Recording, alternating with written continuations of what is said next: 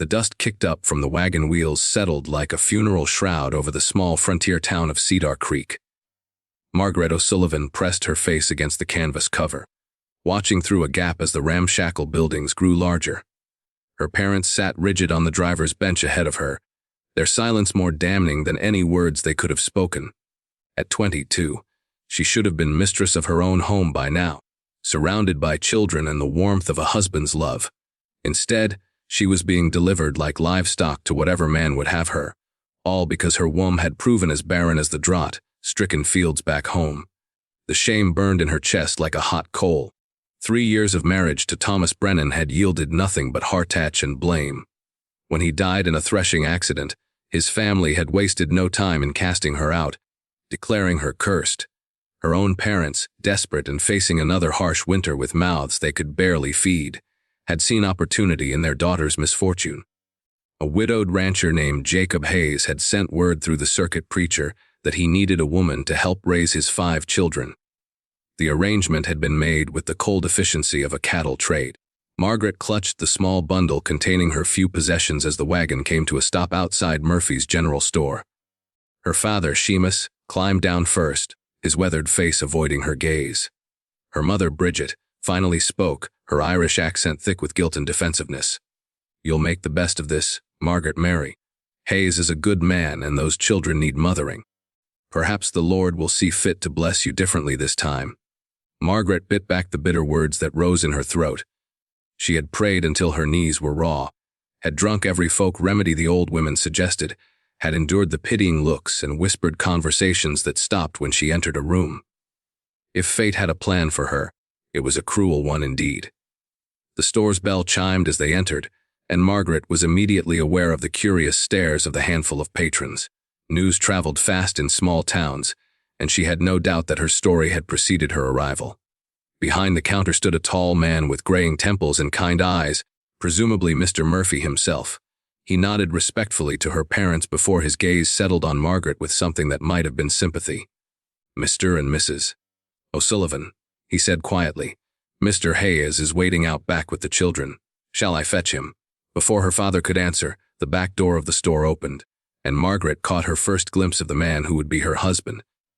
Jacob Hayes was perhaps 35, tall and lean from hard work, with dark hair touched by premature silver and deep lines around his eyes that spoke of both laughter and sorrow. He removed his hat as he entered, revealing a face that was handsome in a weathered, honest way. Behind him crowded 5 children of varying ages, all watching her with the wide-eyed curiosity of youngsters meeting a stranger. "Mrs. Brennan," Jacob said, his voice deep and respectful as he inclined his head to her. The use of her married name, when everyone else had taken to calling her Miss O'Sullivan again, was unexpectedly kind. "I'm Jacob Hayes. These are my children." He placed a gentle hand on the shoulder of the oldest, a boy of perhaps 14 with his father's dark hair and serious expression. "This is Samuel, my eldest. Then we have Mary, she's 12. The girl stepped forward with a shy smile, her auburn hair braided neatly down her back. "The twins here are John and James. They're 9. The 2 boys were identical except for a small scar above John's left eyebrow, and they regarded Margaret with the frank assessment of children who had learned early not to trust easily. "And this little one is Sarah, our baby at 5. The youngest child hung back behind her father's legs, thumb in her mouth, studying Margaret with solemn blue eyes. Margaret felt something stir in her chest at the sight of them all, so clearly in need of care despite their father's obvious love and attention. "Children," Jacob continued, his voice gentle but firm, "this is Mrs. Brennan. She's come to be part of our family." The business arrangements were concluded quickly, with Margaret's father accepting the agreed upon sum with hands that shook slightly. Her mother kissed her cheek with tears in her eyes, whispering broken apologies that came too late to heal the wound of betrayal. Then they were gone, disappearing in a cloud of dust down the main road, leaving Margaret standing beside a man she barely knew and 5 children who would now be her responsibility. The Hayes Ranch lay 3 miles outside of town, a modest spread with a weathered 2-story house, a barn that had seen better days, and corrals that spoke of a man who worked hard but faced the constant struggle of frontier life. As their wagon approached, Margaret could see that the property had the tired look of a place maintained by someone doing the work of 2 people. Weeds grew high around the house, and the garden that should have been providing vegetables for the winter was clearly struggling. "It's not much to look at right now," Jacob said, following her gaze. "My wife, Elizabeth, she had a way with making things beautiful. Since she passed 2 years ago, I'm afraid we've all been just trying to get by." Margaret nodded, understanding more than he knew about the challenge of maintaining hope when life dealt cruel blows. "How did she die, if you don't mind my asking?" Fever took her during the winter of '84. Started with little Sarah here, and Elizabeth nursed her back to health, but caught it herself in the process. His voice was matter of fact, but Margaret could hear the pain underneath. "She made me promise to find someone to help raise the children proper. Said they needed a woman's touch, and I'm afraid she was right." As they pulled up to the house, Margaret surveyed what would be her new domain. The structure was solid enough, built by a man who knew his trade, but the details revealed the absence of a woman's care. Curtains hung crooked in the windows, the front porch needed sweeping, and she could see through the open door that the interior would require significant attention. "Would do our best," Jacob said, perhaps reading her thoughts, "but it's been hard to keep up with everything.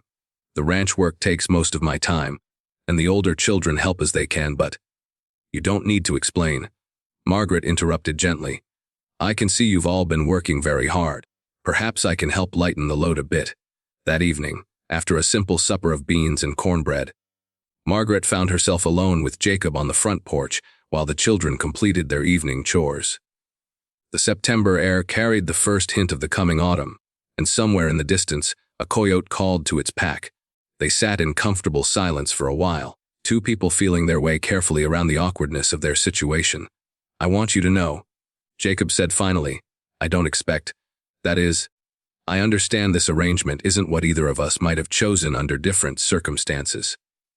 You have your own room upstairs, next to the children. There's no pressure for anything more than what we've agreed to." Margaret felt a mixture of relief and something that might have been disappointment. "Thank you. That's very considerate. The children have been through enough loss. They need stability more than anything else. If we can provide that for them, I think we'll both be doing something worthwhile." Over the following weeks, Margaret threw herself into the work of transforming the Hayes house into a home. She rose before dawn to prepare breakfast for the family, spent her days cleaning, mending, and organizing, and fell into bed each night exhausted but oddly satisfied. It had been years since she had felt truly useful, truly needed. The children, initially cautious, began to warm to her presence. Mary, the 12-year-old, was hungry for feminine guidance and companionship. Staying close to Margaret, as she worked and chattering about everything from her dreams of one day visiting San Francisco to her concerns about her father working too hard. The twins, John and James, tested her boundaries with the casual cruelty of boys their age, but seemed to appreciate that she neither coddled nor dismissed them.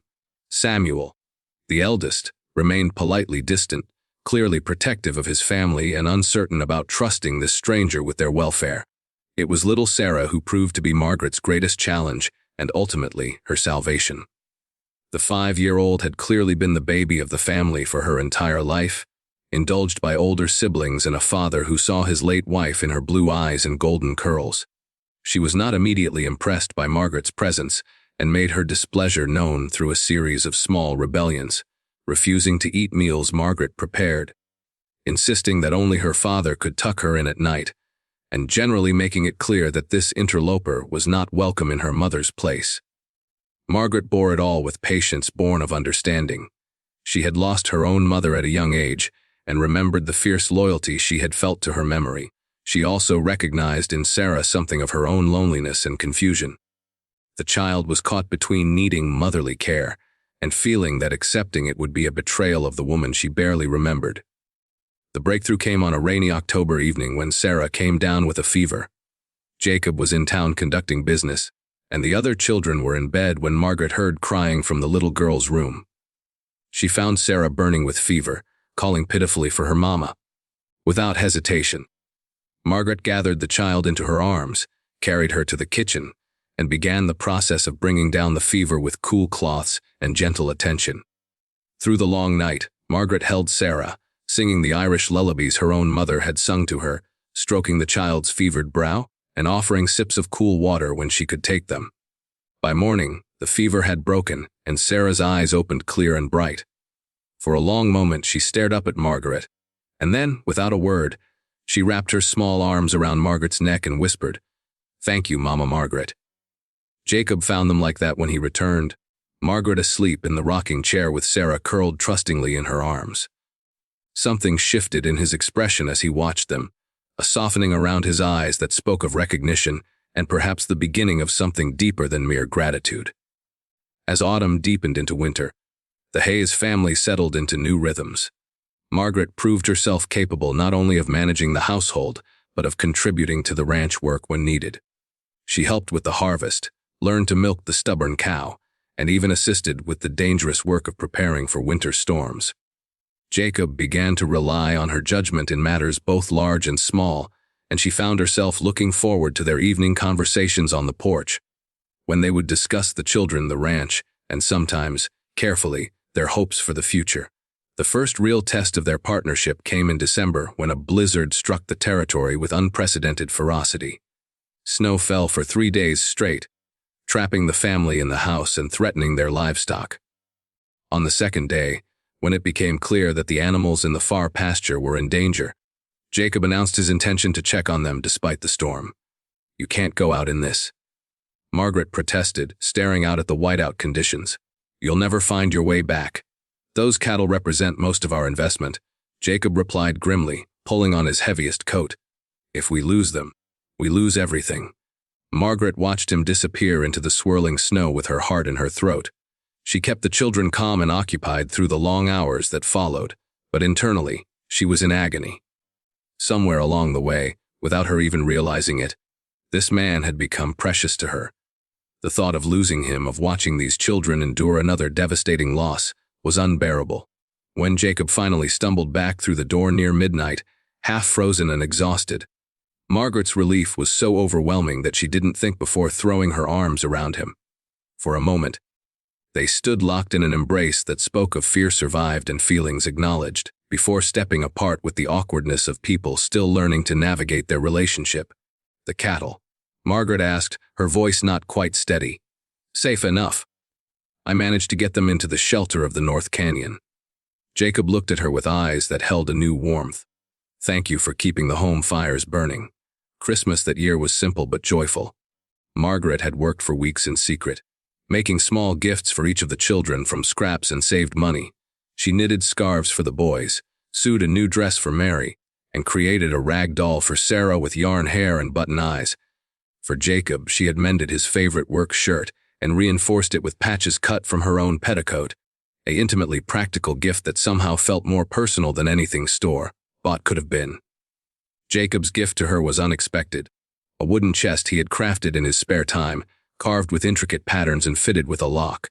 "For your things," he said simply, but Margaret understood it as recognition that she was no longer a temporary resident, but a permanent member of the family. As winter gave way to spring, Margaret found herself facing a truth she had been avoiding. She was in love with Jacob Hayes, deeply and completely in love with this quiet, decent man who worked so hard to provide for his family and who had treated her with kindness and respect from their first meeting. More than that, she loved his children as if they were her own, felt a fierce protective instinct toward all of them that surprised her with its intensity. The realization brought both joy and pain. Joy because she had never expected to feel this way again after the heartbreak of her first marriage. Pain because she knew the limitations of their arrangement. Jacob had married her for practical reasons, and while he had grown fond of her, she couldn't allow herself to hope for more than that. She was the barren woman, the one who couldn't give him more children, couldn't be the complete wife he deserved. These thoughts were troubling her on a warm May morning, when Samuel approached her as she hung laundry on the line behind the house. The boy had grown several inches over the winter and was beginning to show signs of the man he would become. His manner was unusually formal as he cleared his throat and spoke. "Mrs. Margaret, I wanted to thank you for everything you've done for our family." Margaret paused in her work, struck by the seriousness of his tone. "That's very kind of you to say, Samuel, but you don't need to thank me. Taking care of all of you has been my privilege." "No, you don't understand," the boy said earnestly. "Before you came, we were all just surviving, getting through each day, But you've made us a family again. Pa smiles now, really smiles, not just that sad smile he used to give us when he thought we weren't looking. And the little ones, they're happy. We all are. Margaret felt tears prick her eyes at his words. Your father is a good man, Samuel. He was taking care of you all just fine before I arrived. Maybe. Samuel conceded, but he's better now. Happier, and I think he loves you. Really loves you, not just appreciates what you do for us. The words hung in the air between them, and Margaret felt her heart skip a beat.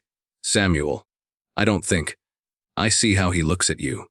The boy interrupted. Especially when you're helping Sarah with her letters, or when you laugh at the twins' silly jokes. He gets this expression on his face like he can't believe his good fortune. I used to say that love sneaks up on you when you're not paying attention. I think that's what happened to Pi. Before Margaret could respond, Samuel had ducked his head shyly and walked away, leaving her standing among the fluttering sheets with her heart racing and her mind spinning. Could it be possible? Had Jacob's feelings for her deepened beyond gratitude and companionship? The question tormented her for days, coloring every interaction between them. She found herself watching Jacob carefully, looking for signs of what Samuel had described.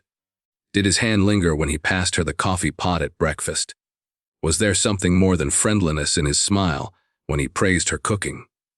Were those moments of comfortable silence between them charged with unspoken longing, or was she simply projecting her own feelings onto him? The answer came on an evening in late May, when a traveling photographer stopped at their ranch, offering to take family portraits. Jacob surprised Margaret by insisting that she be included in the picture, positioning her at the center of the group with Sarah on her lap and his own hand resting protectively on her shoulder. As the photographer prepared his equipment, Jacob leaned down and spoke quietly in her ear. I want people to see that you belong with us, he said simply. That you're not just the hired help, but part of this family. After the children had been sent to bed, Margaret found Jacob sitting on the porch steps, staring up at the star-filled sky. She joined him, settling onto the step beside him with the easy familiarity they had developed over the months. Beautiful night, she said softly. Margaret, Jacob said suddenly, turning to face her. I need to tell you something, and I'm not sure I have the words for it. Margaret's heart began to pound, but she kept her voice steady. What is it? When I agreed to this arrangement, I thought I knew what I was getting. A housekeeper, someone to help with the children. I never expected. He paused, running a hand through his hair in frustration. I never expected to fall in love with you. The words hung between them in the warm night air, and Margaret felt as if the world had suddenly shifted on its axis. Jacob, I know this complicates things, he continued quickly. I know our agreement was for something different, something practical. But I can't pretend anymore that what I feel for you is just gratitude. You've brought life back into this house, Margaret. You've brought life back into me. Margaret felt tears sliding down her cheeks, tears of joy and relief and lingering fear. I love you too, she whispered. I've loved you for months, but I was afraid to hope. Hope for what? Jacob reached over and gently wiped away her tears. That you could really love me, knowing what I am, what I can't give you. Jacob's brow furrowed in confusion. What you can't give me? Margaret, you've given me everything.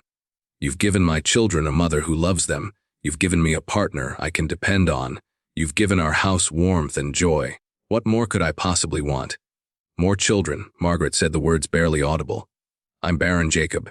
That's why my first husband's family cast me out. Why my parents sold me like livestock. I can't give you sons and daughters of your own. Jacob was quiet for a long moment, and Margaret braced herself for disappointment, for the inevitable cooling of his affection when faced with this reality. Instead, he took her hands in his and spoke with quiet conviction. Margaret, I already have 5 children who need all the love and attention I can give them. I'm not a young man anymore, and raising the ones I have is challenge enough. Besides, he added, his voice growing tender, who says they aren't your children too? Sarah calls you Mama Margaret. Mary comes to you with all her troubles and dreams. The twins obey you faster than they obey me, and Samuel respects you in a way I've never seen him respect anyone outside the family. If that's not being a mother, I don't know what is. Margaret stared at him through her tears, hardly daring to believe what she was hearing. You really mean that? I mean it with all my heart. Jacob lifted her hands to his lips and kissed them gently. I love you, Margaret O'Sullivan Hayes. Not for what you might give me someday, but for who you are right now. Will you be my wife in truth? Not just in name, but in every way that matters." Margaret's answer was wordless, conveyed in the way she threw her arms around his neck and held him as if she would never let him go. They sat there on the porch steps as the night deepened around them, two people who had found in each other the healing they had never dared to hope for. Their wedding, such as it was, took place the following Sunday after church, with the entire congregation serving as witnesses. Margaret wore her best dress with wildflowers in her hair that Mary and Sarah had picked for her that morning. Jacob stood tall and proud beside her as they repeated vows that meant more to both of them than any words they had spoken in their previous marriages. This time, they weren't joining out of duty or arrangement, but out of love freely given and gratefully received. The years that followed were not without their challenges. The first winter brought trials that tested every member of the family. In January, a pack of wolves began stalking their cattle, and Jacob was forced to spend nights in the bitter cold protecting their herd. Margaret insisted on taking shifts as well, despite his protests, proving herself handy with a rifle and unafraid of the dangers that lurked in the darkness beyond their property lines. When spring arrived, it brought flooding that washed out their bridge and cut them off from town for nearly a month. During this isolation, Margaret proved her worth in ways that went far beyond keeping house. She helped deliver a difficult calf, treated Samuel when he broke his arm falling from a horse, and kept the family's spirits up when their food supplies ran dangerously low. Her herb knowledge, learned from her grandmother back in Ireland, saved them when the twins came down with a fever that might have claimed them without proper treatment. Margaret found deep satisfaction in these challenges, discovering strength she had never known she possessed. For the first time in her life, she felt truly necessary, not as someone's burden or disappointment, but as an integral part of something larger than herself. The children had stopped thinking of her as their stepmother and simply called her Mai, a transition so natural that Margaret couldn't pinpoint exactly when it had happened. The second year brought prosperity and growth. Jacob's careful stewardship of the land began to pay dividends, and their cattle multiplied despite the predators and harsh weather. Margaret's garden flourished under her careful attention, providing vegetables that they sold in town along with eggs from the chickens she had convinced Jacob to let her raise. Together, they were building something lasting, something that would endure beyond either of their lifetimes. It was during this time of relative plenty that Margaret faced her greatest test as a mother. Mary, now 14 and blossoming into a beautiful young woman, had caught the attention of a traveling salesman named Robert Kincaid. The man was smooth, talking, and well-dressed, 20 years older than Mary and clearly experienced in the ways of the world. When he began paying court to her, bringing ribbons and small gifts whenever his business brought him through Cedar Creek, Margaret felt every maternal instinct she possessed rise up in alarm. "She's too old for her," she told Jacob one evening as they watched Mary primping in front of the mirror before Kincaid's expected arrival. "And there's something about him I don't trust. The way he looks at her. It's not the way a man looks at a woman he respects." Jacob nodded grimly. "I've been thinking the same thing. But Mary's smitten, and if we forbid her to see him, we risk driving her straight into his arms." They were facing the age-old parental dilemma of protecting a child who thought she was old enough to make her own decisions. Margaret spent sleepless nights worrying about Mary's future, remembering her own youth, and how easily young women could be misled by charming men with questionable intentions. The situation came to a head when Kincaid asked Jacob for permission to marry Mary. Jacob requested time to consider the proposal, and that evening called a family meeting to discuss the matter. Margaret watched nervously as Mary argued passionately for her beau, listing his virtues and declaring her love with the fierce certainty of youth. "He says he'll take me to San Francisco," Mary said, her eyes bright with dreams. "I'll see the ocean and wear beautiful dresses and live in a real city instead of this dusty old town." Samuel, now 16 and increasingly protective of his siblings, spoke up with concern. "Mary, you barely know him. What do you really know about his life, his character, his plans?" "I know I love him," Mary replied stubbornly. "And he loves me, isn't that enough?" Margaret chose her words carefully, knowing that this moment would define not only Mary's future, but also her own relationship with the girl she had come to love as a daughter. "Mary, love is important. But it's not the only thing that matters in a marriage. A husband should make you feel valued for who you are, Not just for your beauty or youth. He should want to build a life with you, not just enjoy your company when it's convenient for him. You don't understand? Mary protested. You married Pi for practical reasons. You don't know what it's like to love someone with your whole heart. The words hit Margaret like a physical blow, and she saw Jacob flinch as well. For a moment, the room was silent except for the ticking of the mantel clock. Then Margaret spoke, her voice gentle but firm. Mary, I understand more than you might think, but you're wrong about one thing. I didn't marry your father just for practical reasons. I married him first out of necessity, that's true. But I stay married to him, and I love being married to him, because he's shown me every day for 3 years what real love looks like. It's not just passion and pretty words. It's getting up before dawn to milk the cow when I'm feeling poorly. It's working together to solve problems instead of just enjoying the good times. It's choosing each other again and again, even when it's hard. Jacob reached over and took her hand, squeezing it gently.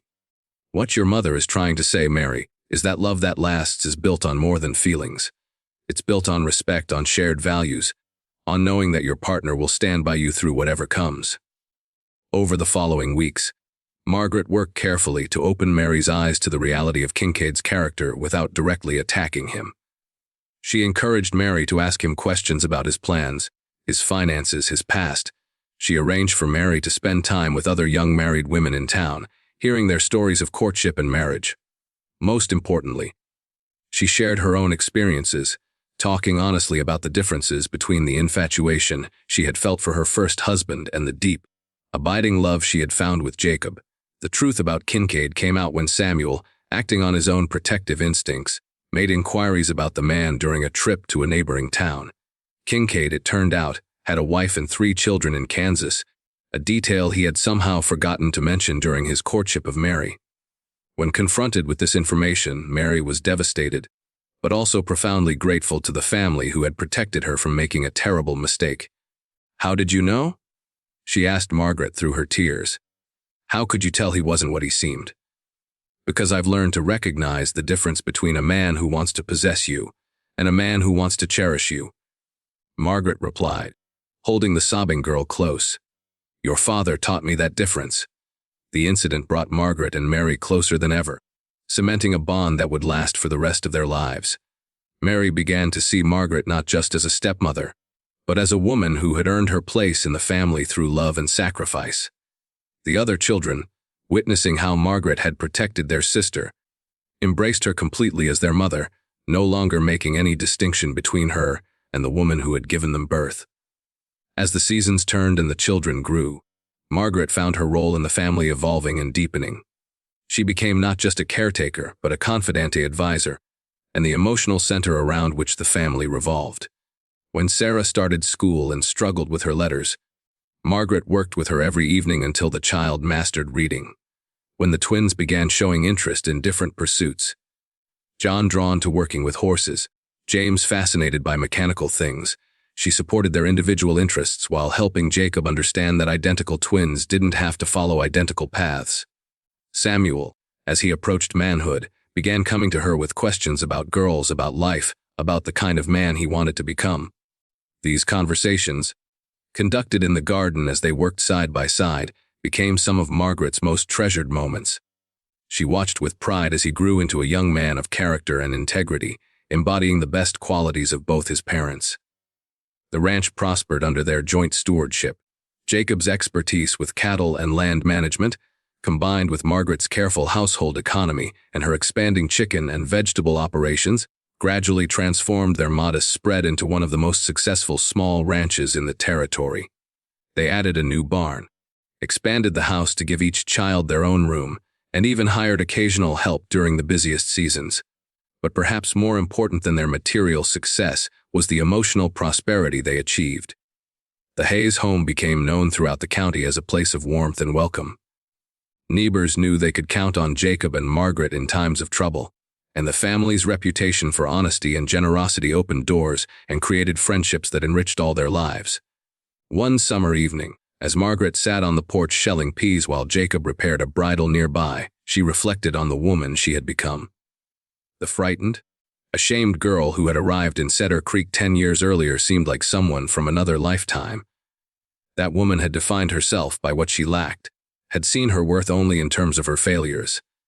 This woman, the one she had become through love and purpose, and the daily choice to build rather than despair, understood that worth wasn't about what you could produce, but about what you could contribute. "What are you thinking about?" Jacob asked, noticing her contemplative mood. "Just remembering." Margaret replied, smiling at him over her work. "Thinking about how different everything turned out than I expected. Better or worse?" he asked with a grin, though his eyes held genuine curiosity. "Oh, much better," Margaret said without hesitation. "I spent so many years thinking I was broken because I couldn't have children. I never imagined that I could love someone else's children as much as I love ours, or that they could love me back the same way." "They're lucky to have you," Jacob said seriously. "Well, all are? I'm the lucky one," Margaret corrected. "You gave me a family when I thought I'd never have one. You gave me a purpose when I felt useless. Most of all, you gave me love when I thought I was unlovable." As if summoned by their conversation, the children began emerging from the house to join them on the porch for their evening ritual.